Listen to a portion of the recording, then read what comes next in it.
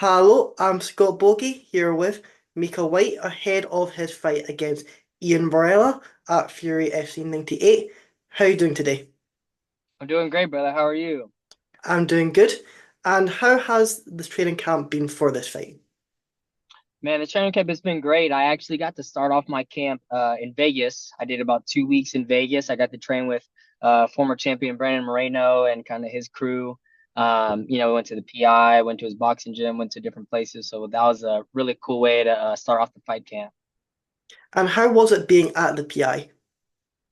It was super cool, man. It's really cool, like just seeing these guys that you only see on TV and different Yeah, things, like just doing normal stuff. Like, we're doing strength and conditioning with Brandon, and then you look over and Kamara Usman is doing bench press, just like normal. So it's kind of cool. It just puts it all like in perspective, like these, yeah, superstars, big name people, like it's no magic. It's just regular hard work, just like everybody else, just keep hustling and, you can get on that same stage.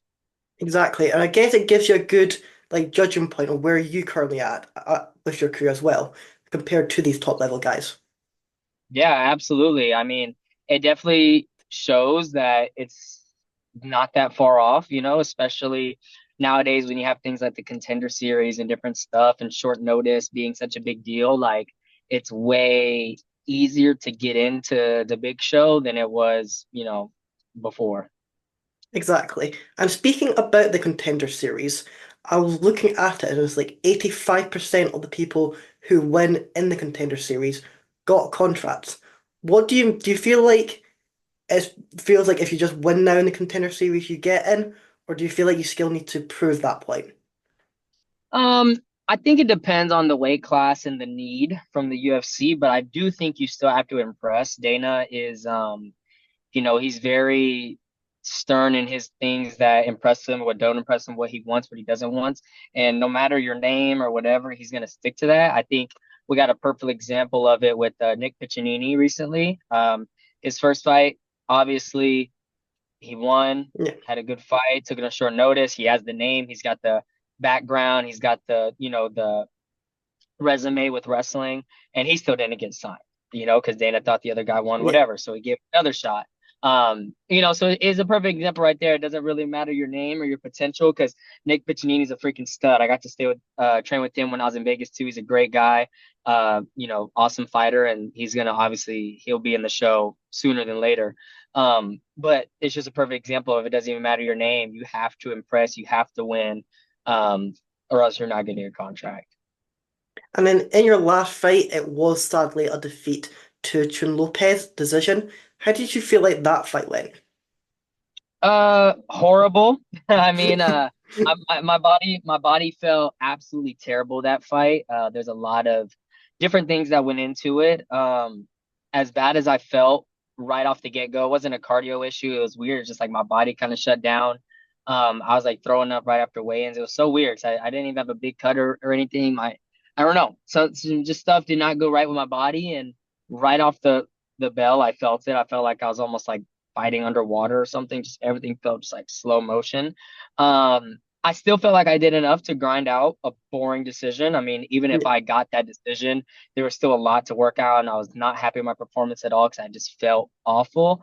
But with feeling that way, I had multiple times to quit or just, whatever, fall and give him the win. And I persevered and still felt like I did enough to win a decision. And obviously the judges didn't see it that way, but it is what it is. I would love to get that fight back. I think I win that fight 9 out of 10 times, and that one time I have to feel terrible, and the judges give it to him. So if he wants to ride that fight, I don't blame him. But if we can, either after this fight or sometime next year or whatever, if we can get that rematch going, I would love that to get that one back. And did it make you any to make you feel better about your abilities, knowing that you can go into that fight. Yes, it wasn't the result you thought, but you weren't 100% and you still made it a close fight.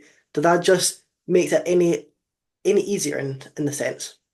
Yeah, in some ways. I mean, I proved some things to myself. I think in the past, like I've battled with some self-doubt in different ways, and being able, again, I had multiple opportunities in that fight where I could have just quit and blamed it on different things and excuses, but that's just not who I am. But saying you're tough, you have heart, you're a warrior, and all the different stuff, versus proving it and doing it in action are two completely different things. So I feel like not only did I prove that to other people, but more so for myself. And so but I've known since a kid. I mean, I've been in deep waters in many different Yeah. scenarios in many different sports with wrestling and boxing and jiu-jitsu and obviously MMA.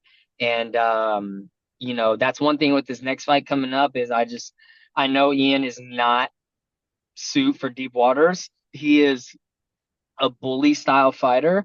And just like bullies in the real world, if you don't push back, they'll just run right over you.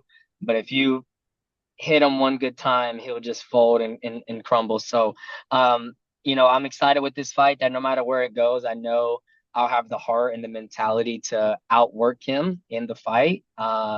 So, with going against those fight, one thing I will give, my last opponent, everything else aside, I'll give credit where credit's due is, he was tough. I'll you can give that to him for Yeah. sure. He's a tough fighter, and I can respect that.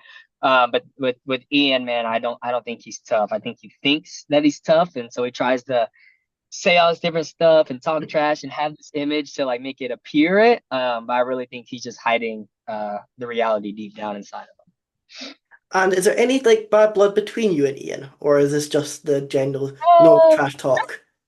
Nothing personal. I mean, I don't really know the guy. He's Yeah. fought on some of my cards like under me. Like I think one of the times I think when I defended my belt, my last fight as an amateur, I was a co-man and he fought on the prelims or something like that. So I've seen him in person before, and at first I saw him I was like, oh crap, like because he's obviously not from Texas, so it was his first fight in Fury. I was like, oh snap, like who's this new flyweight? He's all tatted up, and then I saw him fight, and I just really was not that impressed. I was like, okay, it's just whatever. And he's kind of talking some trash, saying he's gonna bully me, and I'm scared, and I just shoot, yada yada yada. But when it comes to November 3rd, we'll see who shoots first, and we'll see who's down to strike then. So we'll let that do the talking. And did you just get the name Ian, or was there a few people that you were given the name of and you just chose Ian? There's a couple of different names. He was on the list. I think it's really good for me stylistically right now. He has a good record. He's 2-0. So I think it's the perfect. I got offered some other guys, with kind of upside down records or Yeah. even records. And I think with the stylistically, I think it's way better. And he has a good record. It's like a win-win for me. Because again, seeing him like as an amateur, he lost a couple as an amateur, which is fine. I did too, but I don't think he's ready to go pro yet. And I think he's kind of been handed two pretty easy wins as a pro. So I don't really see him much different from that jump from amateur to pro. Um, so I would have been comfortable like defending my belt or something against him as an amateur. So why not fight him as a professional and make more money and do it that way? So it's honestly everything kind of happens for a reason at a perfect timing. And now that's Iyean Varela on November 3rd.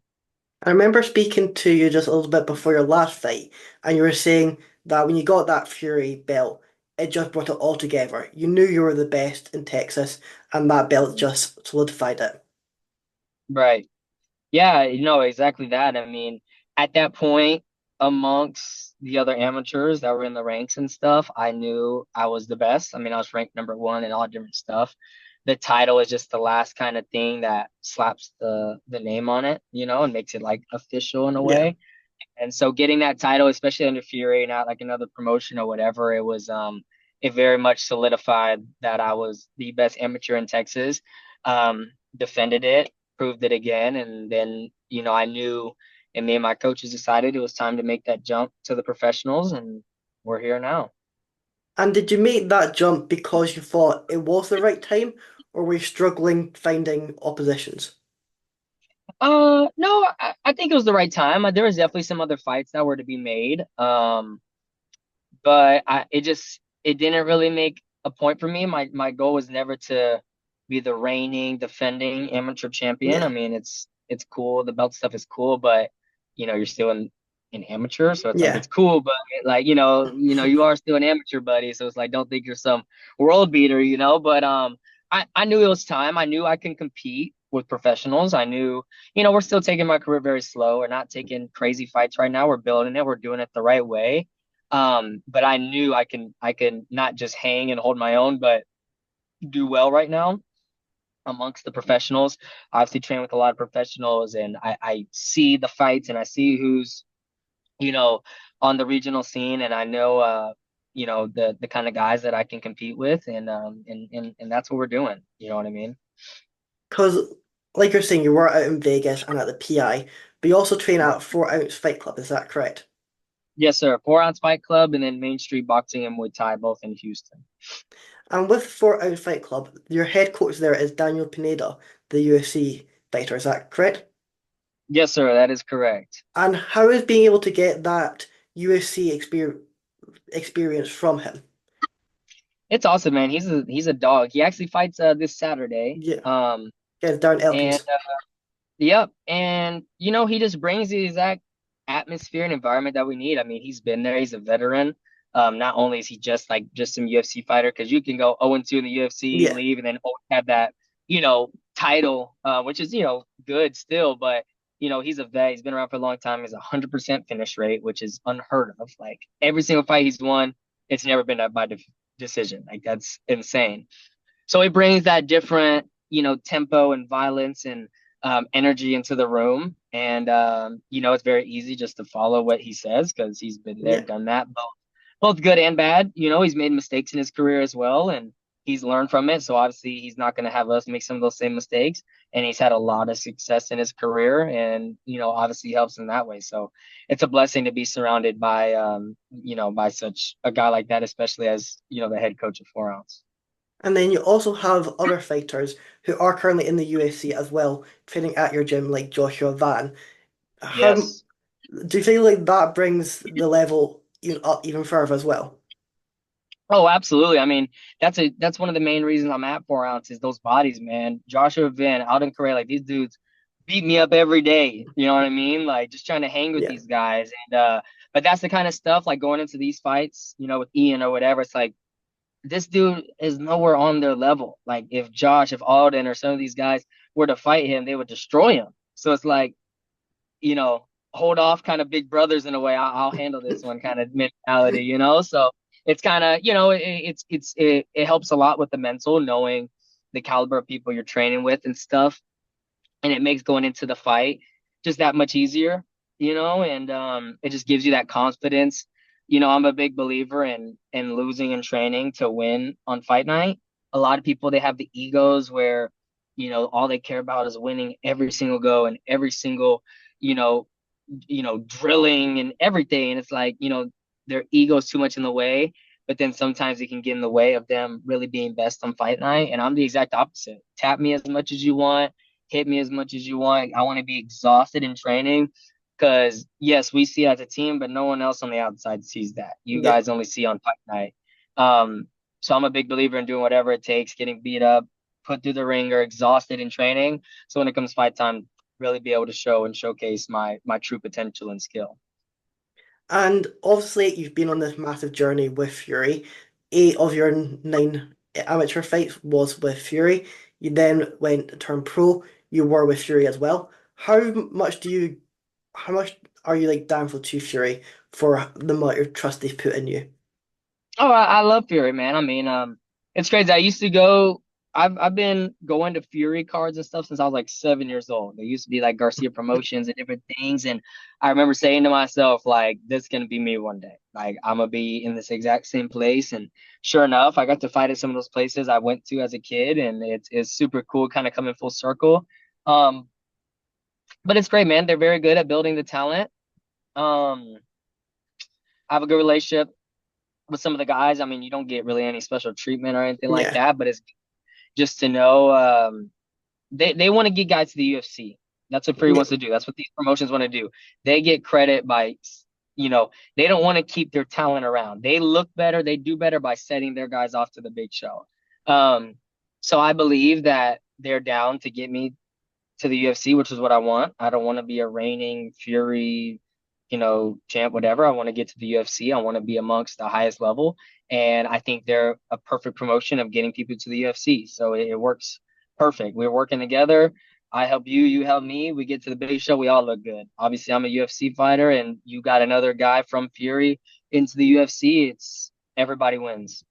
Exactly, and like you say, they do have a good track record of moving Mhm. fighters to the UFC. Just recently, you had your year as well as Lewis Grule get UFC contracts on the Contender Series. I think they had like 12 guys in the Contender Series, Yeah, and yeah. then Cameron Smotherman is fighting Jake Hadley on short notice Mhm. this weekend as well. Is that one of the other reasons you are with Fury? Is you do see that path with them? Yeah, absolutely. I mean, there's a lot of different regional promotions and things that, treat their fighters well and do, they have their own different perks. But as far as in Texas, if you want to get to the UFC, the best route, the best promotion to do that with is Fury. I mean, there's not too much argument to be made with that. You don't see these other local promotions that are putting guys in the UFC like Fury is. And they just prove time and time again with Contender Series, all the different guys, short notice, you see like some other man, whatever. And also like the people that are right on that verge. Like another one of my teammates, Mano Martinez, he has a fight coming up in December. He wins one or two more for Fury, boom, he's right back in the show. So not only are they sending guys off, but they're right there for this next go around. They're, Yeah. not, for the next bit of short notice or once Contender Series comes back around, it's going to be a whole new group of guys that they've built up this past year, the past 2 years that are ready to go. So it's just like a constant cycle. And, I'm excited to be in that cycle and I just got to do what I need to do, take the right fights, win them the right way. And it'll eventually be my time to get my shot. And how did you get into the fight game? So I started martial arts when I was 5 years old. It started off as kind of a hobby. I was obviously always smaller, used to kind of get bullied a little bit, and so my parents just kind of like put me in karate, self-defense, and fell in love with it when I was like 7. I was like, man, I want to do this. I want to be a UFC fighter, and like many kids have that dream. You want to be a doctor, you want to be an Yeah. astronaut, you want to be all different stuff, and obviously it usually trickles off. But for me, as the time went on, just fire just grew and grew. I went from karate and stuff. And then I got into Brazilian Jiu Jitsu with Professor Travis Took here in Houston. And I did that for about 2 or 3 years under him as a kid and going to all the different tournaments and different things competing. And then once I got to middle school, I did amateur boxing for like another 3 years and did Golden Gloves, Junior Olympics, all this different stuff. And then once I got to high school, wrestled all 4 years in high school and kind of slowly started combining it all together on the side and made at that point I knew is what I was wanting to do. And so right when I turned 17, like a week after, I had my amateur debut and been going ever since. And do you train full time or do you subsidize it with something else? Yeah, no, I train full time. And then I train and I coach full time. So, I have morning sessions, have night sessions, and then I'll go help and coach at Rise Wrestling and I'll coach some of the kids, do like some private lessons on the side and stuff. But I'm very blessed right now to just be able to Yeah. train and kind of be involved with the game full time. And how is being able to coach, seeing the progression from the people you coach from day one till a few months later, seeing that growth? Man, it's awesome, man. Like I love coaching. Like I know when I'm done fighting, that's what I want to do is coach. Coaching, like cornering fights, obviously cornering, wrestling and stuff. Like it's such a blessing being able to take your knowledge and your wisdom for the sport that like you grinded so Yeah. hard in and you can like be that example. Like it's a lot harder to take advice from somebody if you're doing something if they've never done it. Because like when it gets hard, like it's different technique. Everyone can learn technique. You can look it up or you can see it or whatever and teach it, but actually gone through those like the same workouts that we teach, I went through them. When we tell them to do cardio stuff, like I did it too. Yeah. If anything, even more. So it's like I'm never asking them to do something that You I either wouldn't. haven't done or wouldn't do. But even majority of the time, since obviously I'm still fighting, that I don't do now. So it's really cool, man, especially when you get some of those newer kids that are very eager to learn, but they're not always the best starting out, Yeah. which is normal if you're trying something new. But they stay with it, they stay consistent, and you're like, hey, buddy, like just keep coming, stay consistent, and the results will show. So weeks or months later, once those results start to show, it's kind of like, hey, I told you, right? It feels good on both sides. And because it's easy to quit when it's hard, Yeah. especially with the sport like wrestling. It's not like other just fun sports. Like it's hard. Like having a bad day means you're probably going home sore, a little beat up, maybe a headache, and you're cutting weight. Like it's not just like basketball, football, kind of fun with your friends. Like it's tough. So for the ones that can like stick with it and keep that fire of wanting to learn and grow and be better, like it's really awesome to see their development. Well, that sounds great, and I know you'll be great on fight night when you go and get that victory. I'll Let's let go. you have the final word. Anything else you're wanting to add, or anyone you're wanting to shout out? Yeah, man, no, just watch the fight November 3rd. I'm very excited. I've been calling this my redemption fight. Obviously, coming off a loss, I'm just really excited to get that back in general, just for myself. I also have new merch that I just dropped. It's on with Merch Labs. I have the link in my bio on Instagram at Micah Dynamite. So got t-shirts, got hoodies, got joggers, some really cool stuff. So if you're interested, go look that up. And yeah, man, I'm excited. Well, that sounds great. I know you'll smash it and be able to get back into that win column. Let's go, my man. I appreciate you. Thank you so much. Thank you.